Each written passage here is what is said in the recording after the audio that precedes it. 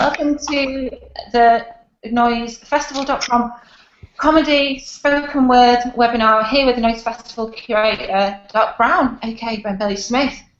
Hi. Hi. Hello. Hello. We are joined by some wonderful spoken word comedy writing talent from the NoiseFestival.com website, and they, for the next hour, are going to take it in turns to ask Doc Ben some burning questions, advice, career advice, stuff like that. So we're going to kick off with David Jackson from Manchester. Tell me, ask your questions here. Hey, Dave. Hi, Doc. Can you hear me okay? Yeah. My question is, do you generally prefer to collaborate or work alone when you're doing your comedy? I'm thinking of the writing process. You're thinking of what, sorry? More writing process rather than, obviously, if you're doing stand-up, that's solo, and if you're in a sitcom, that's collaborative. I'm thinking more of the writing side of it.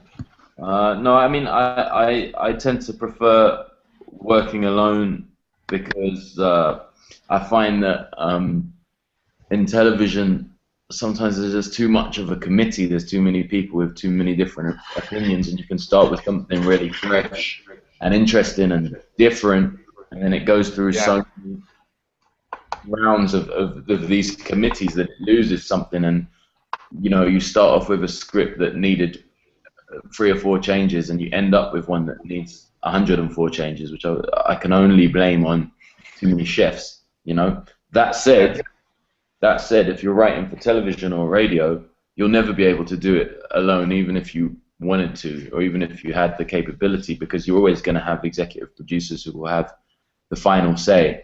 So I guess the key thing is, if you are going to be a loner with it like I am, you've got to kind of learn not to be too precious about your stuff, and think about how you could maybe reuse the stuff that gets cut. Otherwise, you end up having sleepless nights, getting angry at everybody because the stuff's getting cut to shreds, Yeah.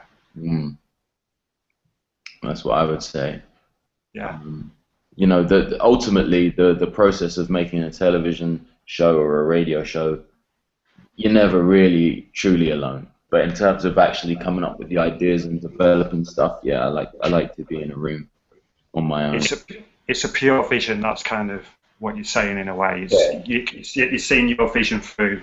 Very much so. As much as you can, as much as you possibly can. The very first episode of television that I ever wrote myself, when I saw it on TV, it just wasn't my work. It had been through so many different committees, so many rewrites, that in the end, I think my lack of experience told. I'd created this script that was about 45 pages long for a half hour, a commercial half hour, which is really 23 minutes. So way too long. It needed to be 30 pages max, absolute max.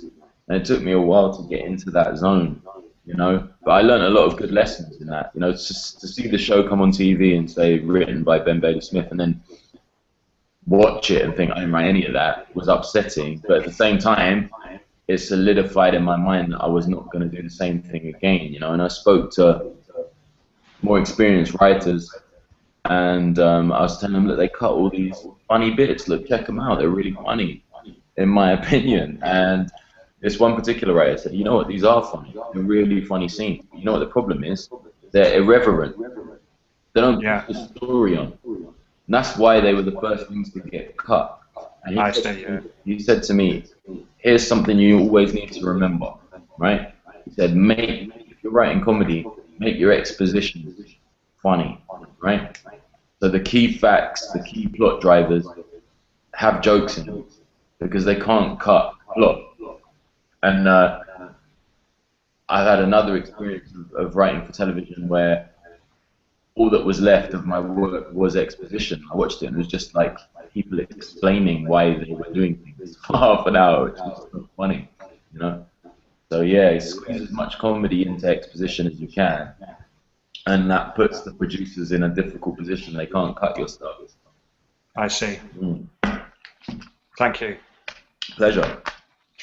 Okay, linking on nicely to that conversation about writing for TV and film and stuff, we'll move on to Adriel, who's a filmmaker and director. And half my head there. Hi, Adriel. Do you want to ask your first question? Yeah, sure. I mean, I kind of think it might have been kind of answered there anyway, but I was wondering about your stand-up and whether you write that on your own or if you ever collaborate with other writers on stand-up. Mm-hmm. No, I never ever collaborate on my stand-up. It's too personal, really. My stuff is too personal. I mean, the stuff you see on YouTube is obviously little snippets that go viral that are just little things. But if you come and watch me for an hour, it's always, I try and tell my own unique stories because I know that nobody can steal them, and there's a lot of stealing in stand-up, just like there was in rap. There's a lot of fighters, and I don't want to fall victim to that. So I try and do stuff, speak about stuff that no one else could talk about because it's so unique to my own personal story. That said, there's definitely been moments along the way on the road and stuff where comics have watched me. You know, we've been on the same bill or whatever, and then they said, you know what would be really funny if you switch this bit around, cut that bit in there, and then cut that bit there, and it'll really flow. And stuff like that, I always take that on board. But in terms of creating it and fine tuning it, I've never told a joke that isn't mine. I just find it too unsatisfying, you know, because you say it and it might get a better response than 10 of your own jokes, and I just find that too difficult to deal with, you know, like someone else wrote it and it's the funniest bit in my set, you know. I can't have that. I'd much rather the intellectual challenge of like trying to come up with stuff, as scary as that is. Cool. Saying that though, I don't have anything against writers in comics who have writers. I totally understand it. If you're like sort of on a John Bishop level, or you know you're somebody who has to be on television every week, you have to have writers. You have to. Otherwise, the quality will just dip massively. Like to create a great piece of live stand-up comedy can take a year to perfect. It can take a year to perfect 20 minutes. You know, and you take that on board and think about these poor bastards like Jack Whitehall and John Bishop and Jason Manford who are on TV every week.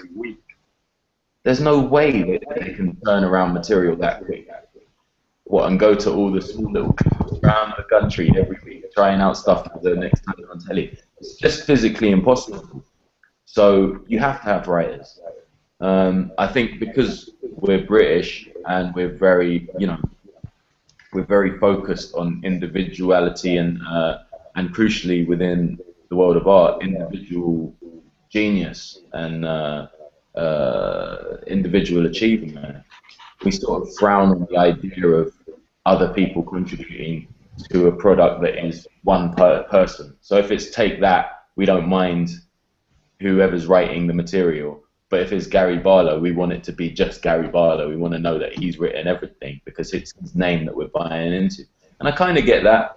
But if you go to America, it's like every single performer is just, I want to be the best I can possibly be. Therefore, I'm getting 10 of the best writers to develop stuff for me, you know, and that makes sense, you know. It's in the same way that Dr. Dre always gets criticized for not doing all of the production and not writing his own rhymes, but he knows he's not that great a rapper, so he wants to make the best possible song he can. Therefore, he's going to hire Jay-Z or Eminem to write the rhymes for him, because if he writes them, it's going to have an amazing beat and rubbish lyrics, you know.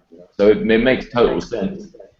It's just at this point in my career, it's not for me. Everything has to be from me, but that's the nature of my act. If I was a Milton Jones or a Tim Vine, or I was a sort of traditional joke teller, a joke technician like Jimmy Carr, then anyone could write for me. And I think I'd welcome it as well. But I think the only person that could write for me, realistically, would be like, I don't know, my mum or something.